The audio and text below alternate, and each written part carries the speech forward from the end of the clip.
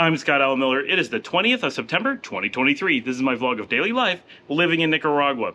Today we're going to be talking about learning foreign languages when you're moving to a new country. Of course, we'll use Nicaragua and Spanish as an example, but what we're going to be talking about is pretty broadly applicable to any number of places that you may be moving or just going to travel for a really long time. So we're going to get to all that right after the bump. If you love me, good, good, good. With the moon and the sun comes up, then I love you too. I do. Come on, get me in a mood. I don't wanna think about the world before you. Tunnel vision, I only know you. Lying in my arms, like I won the lottery. Wonder if you ever get lightheaded at the thought of me, right? You feel so right. Welcome back to another day in Nicaragua, and before we get started, I just want to note that we've gotten a lot of great questions from you guys. I talked about this on several episodes. I love it when you guys ask questions. If you want, scroll down right now while I'm talking and ask some questions down below so that I have stuff for future episodes. I'm going to get to those questions probably tomorrow. Not all of them, but some of them. I've taken a few days off just because we got to get the videos done, and I'm doing a great job of catching up, so keeping that momentum going. But those questions make everything so much easier for me, and I think the show is a lot more valuable because we're getting real viewers asking real questions. So take a moment, scroll down. If you're on a TV, you got to go to a computer to do that. Anyway, today is the 20th of September, and learning a language when you're moving to another country. This can be one of the most important things, and it should go without saying, right? If you're going to move to another country, you're probably going to end up learning the language. Now, if you're moving to someplace like China or Japan, and you're coming from someplace that speaks English, which is likely because you're watching an English language show, then the challenge may be really high. Learning the language of that place may be a huge barrier that very few people can do. Of course, many people can do it.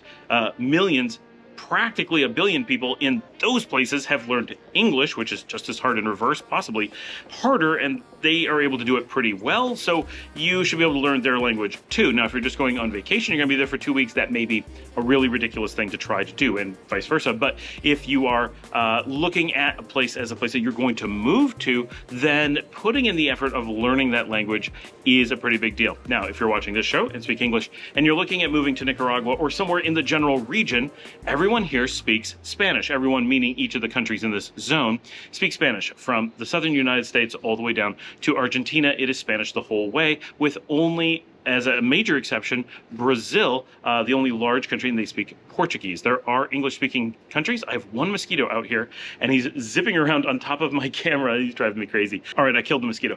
And there are a few little exceptions here and there, like Belize that speaks English, but it's only 400,000 people. It's like a large town that speaks English, not really a full-sized country, whereas Brazil is similar in size to the United States. Smaller for sure, but enormous, right? So there are places that don't speak Spanish, but basically Spanish and Portuguese rule the entire zone with the rarest exceptions. And those languages are not that different from English. Picking one, or honestly both, and putting in some effort to learn them before you move is very, very doable. The sun started hitting the lens, so I had to move to a different location before I was getting all blown out, and now I have leaves in my hair. So especially if you're coming to a place like Nicaragua, getting resources to learn Spanish, or if you're going to Brazil to learn Portuguese, whether it's using YouTube videos or finding online shows on, say, Netflix or YouTube. If you're going to pick up classes, for example, Rosetta Stone, or you're going to use some free resources like Duolingo, or you just want to find a person who speaks those languages. Spanish will be extremely easy in most of the English-speaking world. Portuguese, not so easy, but certainly doable. There are many Portuguese speakers in different places, especially if you live in the Northeast United States. Head to the Ironbound in Newark, New Jersey, where there are tons of Portuguese speakers. So for people coming to this part of the world, to Latin America, the resources for learning the languages are just really abundant, so you don't have to worry about that. When I was first learning Spanish in the early 1990s, from 1990 to 1994, I took 4 years of Spanish. In school at that time, we had essentially no resources. My Spanish teacher did not speak Spanish very much. She was okay, but she doesn't speak as much Spanish, or didn't at the time, as I do now. Even pretty early in my journey of living in Spain or Latin America, I already was aware of things that she was getting wrong in Spanish, and she was getting Spanglish from textbooks textbooks rather than actually knowing how Spanish was spoken. And of course, she had no resources in 1990, the same as the rest of us. So when she learned something wrong in Spanish, she had nothing to correct her. That was the thing that made it really difficult. We had no access to Spanish language television or CDs, tapes, books, anything. Our libraries had essentially nothing. There were no resources for learning a foreign language and no Spanish or Portuguese speakers that we could go seek out and ask them to help us. I literally never met a person who spoke Spanish until I was 13, and then it was a person who had only spoken it a long time before as a child in another location, and they were very removed from it. They still spoke it quite a bit, but it was not the same. And being 13 and asking someone you didn't know very well, hey, would you like to teach me Spanish, is something you don't generally do, right? And you only know one person. So the lack of resources for a lot of us was pretty extreme, that even the teachers had very little to work with. Today, that's not the case. You have essentially unlimited language learning resources, from real people to apps to classes to media, right? It's just everywhere. The world has changed, and this is true for most languages, not just big ones. But coming here to Latin America, Spanish is one of the world's most spoken languages, and so it has more resources than nearly anything. English and Mandarin being the only languages spoken more, and Portuguese not nearly as much as Spanish, but still a really important major world language. So taking some time to learn is going to do a lot for you. In this region, because Spanish is so widely spoken by so many people everywhere, there's a real opportunity. Even if you're only coming for a vacation, say you're coming for a few weeks to Mexico, you might still want to pick up some Spanish phrases and start to learn a little bit about how it's used. You'll probably find that it will make your time a little bit more enjoyable, a little bit more informative. You'll have a better idea of what's going on around you. And the more you learn, the more you'll enjoy it. Of course, if you're just going to sit on the beach and drink mojitos, maybe it doesn't matter. But if you're doing much of anything beyond that, you're going to really quickly appreciate every little bit of a language that you have. If you're coming for longer term, you're not just coming for a quick vacation, but you're coming maybe for slow travel. You're going to spend a few months, or you plan to really move around the region, right? Maybe you're traveling pretty quickly, but staying within Latin America. Or maybe you're considering a move and you want to spend some time really getting to know a place. Well, in all those cases, learning some amount of the language is going to be really important. It helps with travel, it helps with your stress level, it helps with keeping the cost of things down, and it helps a lot with any amount, see yesterday's episode, of assimilation or integration into society. Of course, for a tourist, that's not too important, but if you are considering an actual move, whether just for a temporary couple of years or a permanent one, then every bit of additional assimilation that you're able to do, whether just having that option is very important. And the more you speak the language, the more you're going to be able to deal with getting something fixed or buying something at the store, negotiating a price, whatever. Your life will be easier. So the question that we're really answering on this show today is, when do you start? How do you start learning a language? You're considering a move, where you're watching this channel and it's occurred to you that this is something you may be interested in. Well, where do you start? Where do you go? And when do you do it? And in case that answer isn't obvious, the answer is really simple. You start now. Most everyone knows that this is going to be the answer, but it's not really what you want to hear, and you're hoping that somehow it's going to be, well, make some choices, do some things, start when you're ready to move or when you first get there. No, start now. It doesn't mean making a huge investment in time or money. It doesn't mean changing your life. It doesn't mean anything like that. It means start putting in a little bit of an effort to move in that direction. The more that you do, the earlier you do it, the easier your life is going to be. I cannot tell you how valuable it was that I took Spanish for 4 years in high school, 1990 to 1994.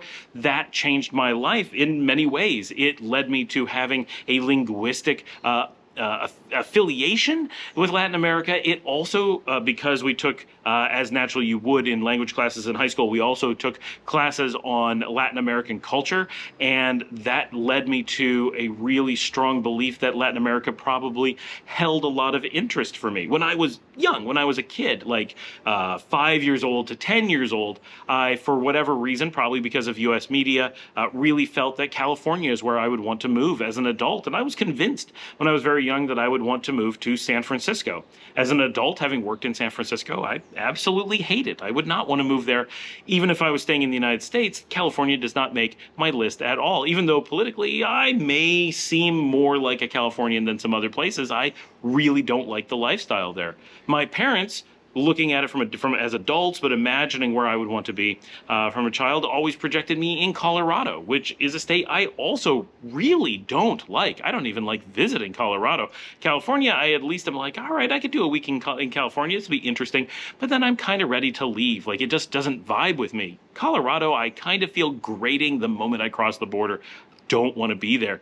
I like living in the United States, in Texas, a place that you really wouldn't have guessed. But all that said, when I got to be 17, 18 years old in high school and was taking classes that was really learning a lot about culture in Latin America, the place that I felt I would have an affinity with, at least at the time, was Uruguay, and I've always wanted to go. And I have not made it, but it is on the books. That is the trip I'm pushing off. I'm now looking at being there around March. So I'm really excited to finally get to go to Uruguay 30 years after taking those classes, like literally 30 years exactly, and believing that was a place that I wanted to be. But my wife and I first started looking at potentially moving to Uruguay about 17 years ago. It was long before we actually made our first move international that we started pricing out apartments in Uruguay and taking it under real consideration, because we both wanted to try living abroad, and she didn't have a really strong single location that she wanted to go to. And at the time, now Uruguay is quite expensive, but at the time Uruguay was outrageously affordable and quite safe. And so the idea that we might get an apartment in Montevideo was something that really appealed to us, and we thought we would give it a try. It was around the same time that we had first come across Nicaragua as a potential location that we wanted to try as well. When we were first married, we spent quite a bit of time kind of researching international living, which I think has been valuable to us now. But looking back, it's like, why didn't we just pack up and go? That would have made way more sense. We really overly invested our time and felt that, and this is one of the reasons that I do this channel and I do consulting now in this, is that so much of what we did was a mistake. It was great to watch and learn and get ideas, but we would have been much better served by not buying the houses that we did and simply jumping on a plane and going to places and experiencing it. We would have moved abroad 20 years earlier and been much happier with much of our lives. We gave up the chance to do that before we had children, with only there being a single trip, many trips to Canada, but only one trip to the UK and Northern Ireland prior to having our first child. And all of our world travels have now been with our children, which is fantastic. But we had many years without them in which it would have been much easier for us to investigate more of the world much more quickly, learn much more about it, and have many new adventures under our belts, and really have made some choices with more experience, more education much earlier. And we kind of gave that up by trying to research from the United States rather than just getting out there and doing it. So one of the things I often recommend is just get started. Get on a plane, go to places, start experiencing other locations and cultures and food and weather and just everything, because there are so many things you need to consider when you're going to move that no matter how much I sit around and describe Nicaragua to you or go to Uruguay and tell you what I'm discovering about it, while valuable, and yes, keep watching those things, especially this channel, but others as well, you still need to get out there and do them for yourself. No amount of me explaining Nicaragua is going to make you really know what it feels like. You want to get, and it's so easy, especially if you're coming from the US, to just get on a plane, be here in a few hours, and spend a weekend, a week, a few weeks, a month, half a year, right? It's so easy that's really what you need to do. And then that little bit of time, even if it's 6 months, is going to give you so much information. And of course, this channel will help you cover a lot of the technical basis of, like, where do I go for this? What do I do for this? How does this specific thing work? But the overall vibe, the feeling, the weather, the way the air smells, the little tiny things that are very esoteric, I can't tell you those things. I can try, but I would be very amiss to attempt to convey all of those things. But if you come here, you're going to have them almost instantly. Go out, go to the bar, go to a restaurant, walk in the countryside, get an apartment in the city, go to a show, do whatever, climb a mountain, and you're going to go, now I get it. Now this is what that life is like, and I like it or I don't like it, or I kind of like it. I could do it, but I have to adjust these things. Can I adjust those things? You can answer those things so quickly. You got to get out and do it. In the same way, as soon as you can, as soon as you have the ability, start learning the language of where you think you're going to be going. And if you pick the wrong place, that's okay. What if you start learning Spanish because you think you're going to be moving to Chile? And then, well, life throws you a curveball and it ends up you're moving to Italy. Well, the more you've learned about Chilean Spanish, the easier it is going to be to learn Italian. As soon as you know it's Italy you're moving to and not Chile, switch from Spanish to Italian. Start learning that. But you'll have a leg up. You'll have a basis for more learning. Your brain will be better adapted to it. And if you ever then switch back to needing Spanish, you'll be that much ahead on that. When I did move to Italy, I had many years of Spanish, and that made it very easy for me to leap into Italian. And I went from learning we were going to Italy to being conversational in 1 year. When we went to Italy, I was able to talk to people and carry on conversations. Since then, my Italian has atrophied quite significantly because we don't speak it at all in daily life. But I do try to keep up a little bit of practice on Duolingo, and at the time I had completed Duolingo Italian before moving, and then had the time of living there to practice it. And it really did a lot for me, and it gave me a lot of confidence that I had learned Italian pretty quickly, and certainly was not fluent, but I was really functional. I could read any sign, read any menu, talk to people, actually have conversations, conjugate verbs, and not be completely crazy. When we were first in Italy in 2012, it was like, wow, we only know the amount of Italian you can read because you learn Spanish. But by the time we went in 2017 and moved there and lived in Sicily, we were conversational and able to partake in things so much better. We could just go out and meet people and nothing was scary, and it really helped. And that was because I had enough warning to learn the language and to put time into it. I was able to go prepared. Now, I could have gotten there and learned a lot while I was there, but I would have been so far behind. I would have lost so much time. And the same if you're coming, especially here. Even if you don't want to spend any money, and that's fine, there's no need to spend money. Get Duolingo. It is free, it is useful, and no matter what people say, well, I learn best from conversations, I don't care what you learn best from. You learn best from the thing you do. In photography, we have an expression. The best camera for you is the one you have with you. If you're carrying a camera, that's the one you're going to use to take pictures with. If you're going to carry an amazing $1,000 DSLR and it's going to be bulky and you're carrying it, as long as you're carrying it around, great, that's the camera you're going to use. It's going to make you happy because it's in your hand. But if you're not carrying that, if you only got your phone with you, then the best camera for you is the one that's in your pocket right now. Reach down. Is that an iPhone? That's the best one for you now.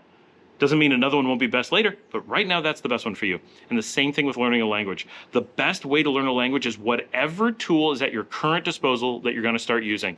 For most of us, that's Duolingo because it's free. You can download it right now while we're doing the show. You got this on the TV? You got this on your computer? Excellent. Grab your phone, download Duolingo. It's free. There's other language learning apps. You want to experiment with those? Absolutely. Go do that. I used Rosetta Stone for a while. I paid for it. That was a good investment. I think it helped, but I don't think it's as good as Duolingo. Maybe for you it's better. Whatever makes you happy and keep doing stuff, great. It's a wonderful investment. But if money is holding you back, then don't let it. Go get Duolingo. It's free. You don't have a phone, you got to do it on your computer, that's fine. Duolingo.com. Sign with your Gmail account. Don't have a Gmail account? Great. It's free. Go get one. All these things, free and easy. Do it right now. Make it happen. Just, if you're watching this on your computer, you don't have your phone with you, no problem. I'll keep talking. The background's not going to change. Open another tab, sign up for Duolingo. Set it to Spanish. Take your first class. It'll only take a minute. If you put in 3 minutes a day, now I recommend you do more, of course, but if you just start doing 3 minutes a day, that's one lesson, the minimum amount, you are going to significantly change how you perceive a place that you're moving to. You will have words under your belt. You will recognize things. You will have more confidence. It will be more fun. It is so little effort to change the way your brain is thinking about a new place. And it is so valuable for so many reasons. It doesn't matter if you want to assimilate or not. Of course, the more you want to assimilate, the more it's important. But even if you have no interest in assimilating, you plan on living in an enclave, you don't want to do anything in Spanish particularly, but you want to be here, even if it's just how hard is it to get through the airport? How scary is it going into town? Do you feel you can get a taxi? Are you able to overhear conversations? Every little thing. There are so many times that being able to speak the language will improve your experience. That said, don't not come down because you haven't learned the language. Can you live here and only speak English? Can you get by? Yeah, that's an option. but it's going to be better if you learn to speak Spanish any little bit. I'm not saying become fluent. I'm not saying make it your life's goal. I'm not saying change everything. I'm saying it is so easy and so free to get started and make a difference.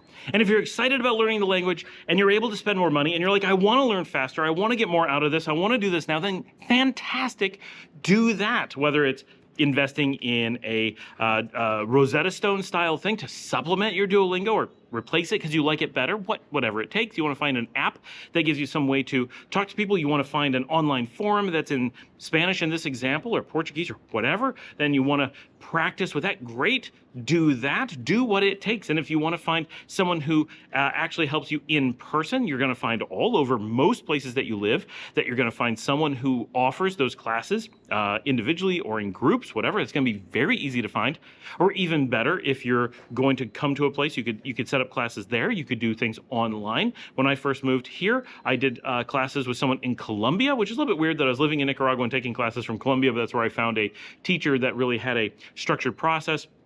It was good for me, but learning Colombian Spanish was quite a bit different. He did speak a lot of English, which made things a lot easier. And someone had reached out here in Nicaragua about the classes, so it was coordinated through. It was complicated, but that's where I had started. And but later, we started getting our conversational practice just with people we knew, because we have lots of employees here and we neighbors and all kinds of people that we know. So it's a little bit different for us now, but when we first started, that was really important, and I wish I had started doing that from the United States years before. That would have been a really valuable resource, and that is something that we can help with if you're interested in learning about how you can get Nicaraguan classes in Spanish in person, like online, where you have someone to talk to that's actually from Nicaragua that does structured learning for Spanish, specifically Nicaraguan Spanish. Then by all means reach out, hit us up at the email address info@relocatenicaragua.com, and we'll help you find someone who can do that. That's relatively affordable, and learning Nicaraguan Spanish, especially with the idioms and the expressions from here, can go a really long way to helping you feel more comfortable with Nicaraguan Spanish, because there is a pretty big accent. Spanish in Nicaragua is colonial, so there's a bit of a different speech pattern and common usage than you find in other countries, and so there's some things like verb conjugations are different here, and that can be confusing when you first get here. A lot of people will try to adapt because that's a thing that they do know. Not very many people speak English, but most everyone is aware that their Spanish is a little bit different, and mostly they know how to convert to a Guatemalan style Spanish, which will assist you a little bit. But overhearing conversations or people talking to you casually, even and written, can be really complicated here because there are many things that you may not be aware of in the written Spanish here. And I'll do an episode on this at some point, but it is common for people to learn Spanish orally here in Nicaragua, and a lot of people, when they use written Spanish, write it quite differently than you were expecting taking classes in other countries, such as words that you know as two words here are often written as one. The B and the V are entirely interchangeable in names, in verbs, in everything.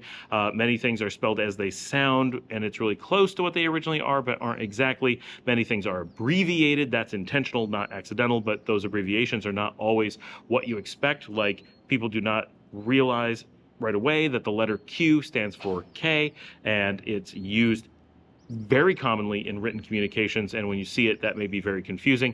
And things like Google Translate handle it very poorly. They don't know what country you're in. They should, but they don't, and they don't know colloquialisms very well, and it gets a lot of things quite wrong. So having someone to help guide you through that can be very important. And of course, you're going to find neighbors that help you with that. You're going to have friends that help you with that. But there is some value to either going to a Spanish school, of which there are many. Nicaragua is big, not as big as Guatemala, but very big on having Spanish language schools all over the country. It's a great job for locals to have, right? Because they speak Spanish, and a lot of people are looking to learn. So that is a big industry here. But finding someone who can do it online and someone that you can start with before you get here can be really beneficial, and that's potentially a way that you can get a huge leap on not just the language, but on culture, talking to someone and being able to ask questions in Spanish over time, right? That's one of the things that I did when I took my classes from Colombia. Was he would ask me about my day. We would talk about day-to-day things. I would describe normal things going on in my life, forcing me to use Spanish to do just normal conversation. And because I'm not looking to learn Spanish for business, I'm not looking to learn Spanish for technical reasons, but for being able to converse with people that I meet. It was perfect because being able to talk about breakfast or lunch or sleeping or going to the theater, watching a show, playing with my dogs, all those are things you talk about day to day. Especially dog owners know that you spend a lot of your day saying, oh my gosh, isn't he cute? Look at the dog. Look at the dog, right? And being able to say that in Spanish, mira el perro, right? That's super important. Those are things you're going to say all day long. So learning to say those normal things, very important, right? And so those things, take the time right now. Jump on Duolingo, get started, begin your journey every little bit. And if nothing else, even if you end up not moving, right? No one ever said, I regret learning a language. They just don't. It can be a lot of work. It can be really easy. It depends on you. It depends on how much time you can put into it. And honestly, Duolingo is one of the most fantastic things to use when you're bored in the bathroom. Stop reading your Head and Shoulders bottle. I know no one does that now. Stop scrolling on Instagram. Do Duolingo. It can just be a couple minutes, just enough time to get through one lesson, but take that quiet moment and do that. That can become part of your routine. Having problems falling asleep at night? Do Duolingo. That can be a great way to help yourself fall asleep at night. I know that sounds crazy, but that's actually really good. When you fall asleep doing that, it helps your brain stay engaged in the foreign language, and doing that kind of hard thinking when you're trying to fall asleep actually does a lot to make you want to fall asleep. And got some idle time during the day when you're just bored, get into a habit of being like, I got nothing to do. Whew, stuck on this bus for a few minutes. I'm just going to do a Duolingo, right? Those little things. And it doesn't matter if it's Duolingo, it could be some other app, getting into that habit of I have something in my hands. I have something always available, and it's going to help me learn a language. It's going to get me to the next level in the things I want to do. And remember, you can change languages in the future. I started learning Spanish, and then I decided Brazil was the place for me. I'm going to switch to Portuguese.